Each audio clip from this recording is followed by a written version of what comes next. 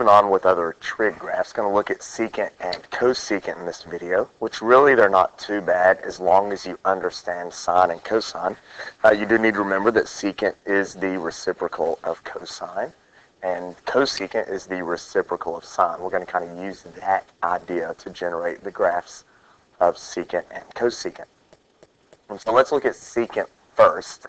One thing you need to remember, and I just said this a second ago, is that secant is 1 over cosine. So the graph of cosecant is the same thing as 1 over, the graph of secant is the same thing as 1 over cosine x. And if you can remember about several weeks ago when we did graphs of rational functions, we said that a graph has a vertical asymptote whenever the denominator is equal to 0. So the graph of cosecant, since it does have a denominator of cosine, if cosine is ever equal to 0, or if cosine has roots, x-intercepts, then your secant graph is going to have vertical asymptotes. And then what we end up doing to graph graph secant is we graph the humps of cosine. So really, when I graph I keep saying cosecant. When I graph secant, I'm always going to start with the graph of cosine, and then I'll use the graph of cosine to generate my vertical asymptotes and the graph of secant. So just starting off with just regular secant, in the back of my mind, I'm thinking, well, secant is the reciprocal of cosine. So what I'm actually going to do first, before I graph secant, I'm going to graph cosine. Forget graphing secant for just a second, and let's graph cosine. I know that cosine starts up at 1, and then we count off 1, 2, 3, 4. Cosine hits the x-axis, then it comes down and bottoms out at -1 there, then it comes up. So we're sitting here graphing cosine, which is what we've been doing for a while. So pi over 2, pi, this is 3 pi over 2. And I'm going to do this dotted because this is not my final graph, but this is just something that I'm going to use as a visual aid to help me get my cosecant graph. So there's one period of cosine, and I'm going to go ahead and extend my cosine graph to the left as well. I'm going to graph 2 periods of cosine, so let me do that real quick. All right, there is my graph of cosine, and remember, cosine is not my end goal. I'm not going to stop with the graph of cosine. I want to graph secant. So what I do is I'll look at my cosine graph, and everywhere cosine has an x-intercept, those are the locations of the vertical asymptotes of secant. So any place cosine hits the x-axis, I'm going to graph a vertical asymptote for secant. So I'm going to come down, vertical asymptote, come down, vertical asymptote. These are not great in vertical asymptote, pretty close. So come down, vertical asymptote, come down, vertical asymptote. Anywhere cosine hits the x-axis, I put a vertical asymptote. And now I'm ready to graph my secant graph. And all I have to do to graph secant is I graph the humps of cosine, and everywhere cosine has a hump, we come down and we hit the top of the hump. And it looks almost like a parabola. It's not a parabola because we have vertical asymptotes, but it looks almost like a parabola, and we come down and we hit every hump of cosine. If the hump of cosine is going down like that, then we hit it with a little upside down N looking thing. But every max and min of cosine is a max or a min of secant. They actually need to hit each other and touch at that hump. We come down and we're going to hit this max right here. I'm kind of missing it. I'm supposed to be hitting those points. And go back up. Same thing over here. And this bold red graph is my graph of secant. So secant x is the graph that's in bold red. The cosine just kind of helps me generate the graph of secant. But all you do is you graph cosine, get your vertical asymptotes, and then you graph the humps of cosine. So if you can graph cosine, you can graph secant. And cosecant is the same thing, except cosecant is the reciprocal of sine. So when I'm going to graph cosecant, I'm going to start by considering the graph of sine x. Everywhere sine x has a root, you have a vertical asymptote, and then we graph the humps of sine. So let's get the base graph of cosecant down.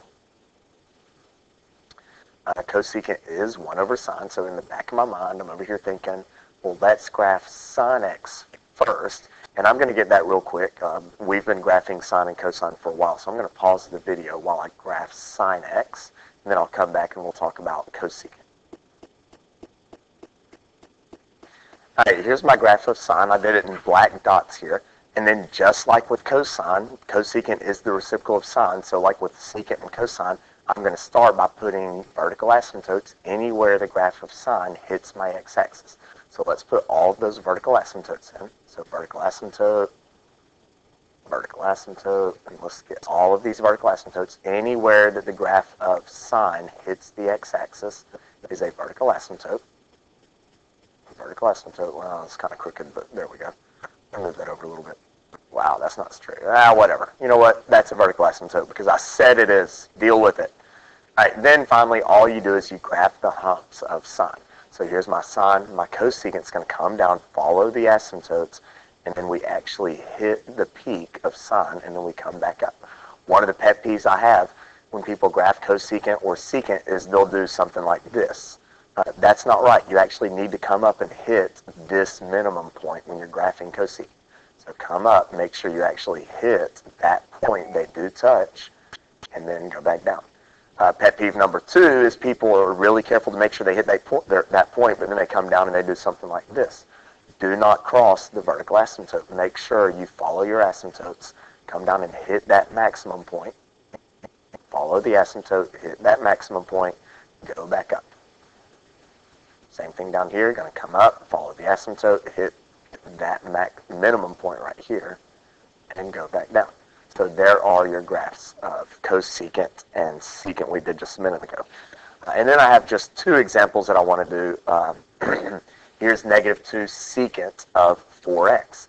And before I graph this, before I think about the secant graph, what I actually do is I think about graphing just the graph of, we're going to start with y equals -2 cosine of 4x. Oh, goody, announcements. So we're going to graph -2 cosine of 4x. And to graph -2 cosine 4x, we need to find the amplitude, which is 2, and the period, which we've talked about, period and amplitude. Period is 2 pi divided by the coefficient of x. The period of this one is going to be pi over 2. And then we will graph our cosine, and then we'll come back and do secant. I'll just pause the recording for, I think, about 45 minutes. And if I remember correctly, we're now down to graphing this cosine graph in the hopes of ultimately getting that secant graph. So if I'm going to graph that cosine graph, I have my period and I have my amplitude. My amplitude is 2, so my cosine graph is going to go up to 2.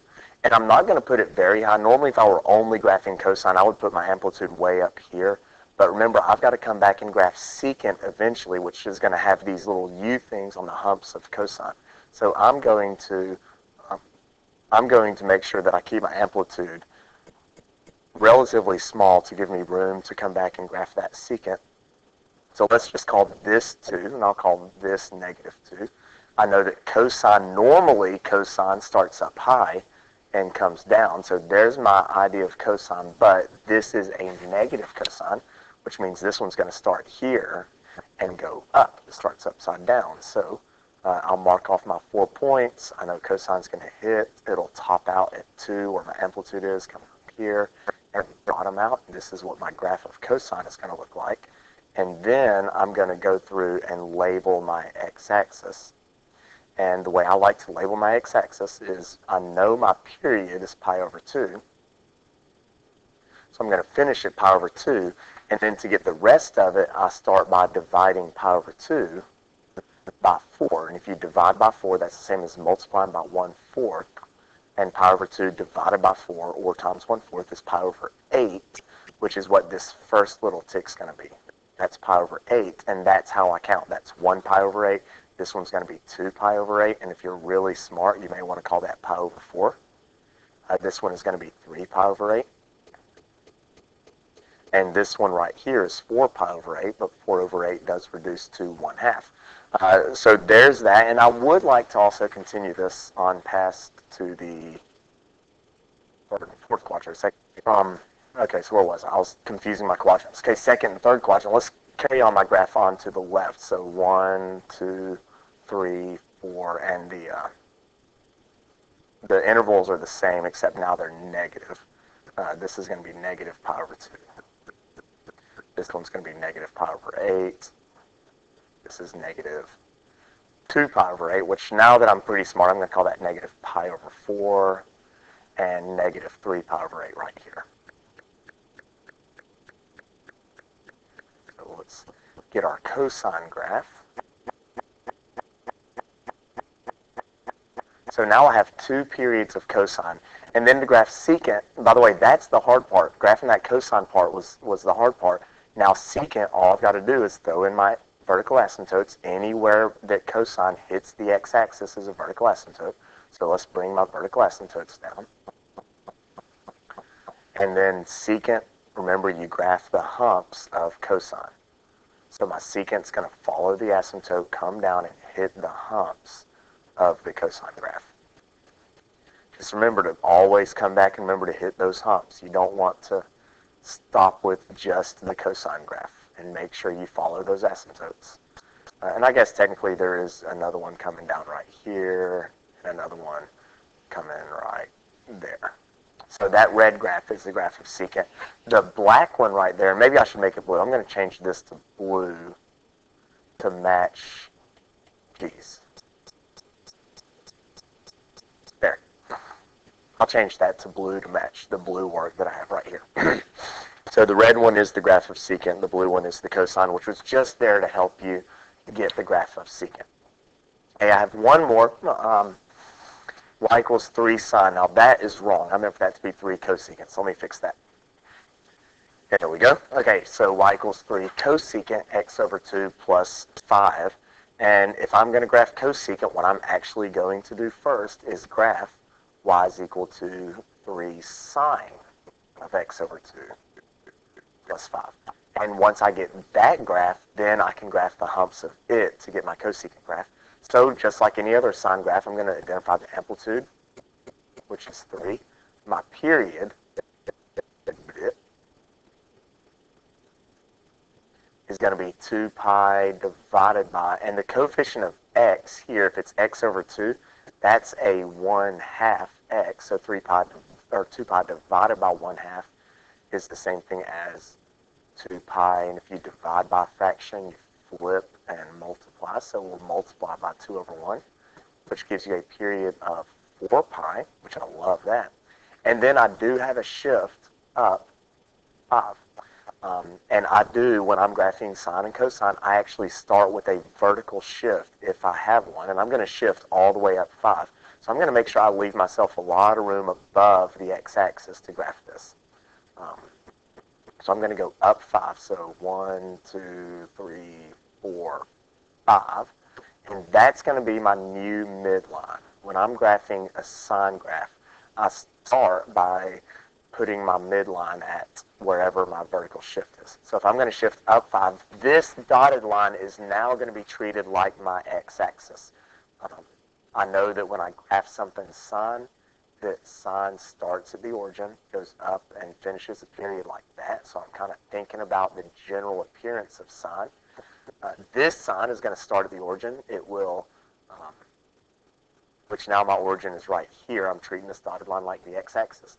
I'm going to go up 3 because my amplitude is 3. So I'm already at 5. I'm going to go up 6, 7, 8.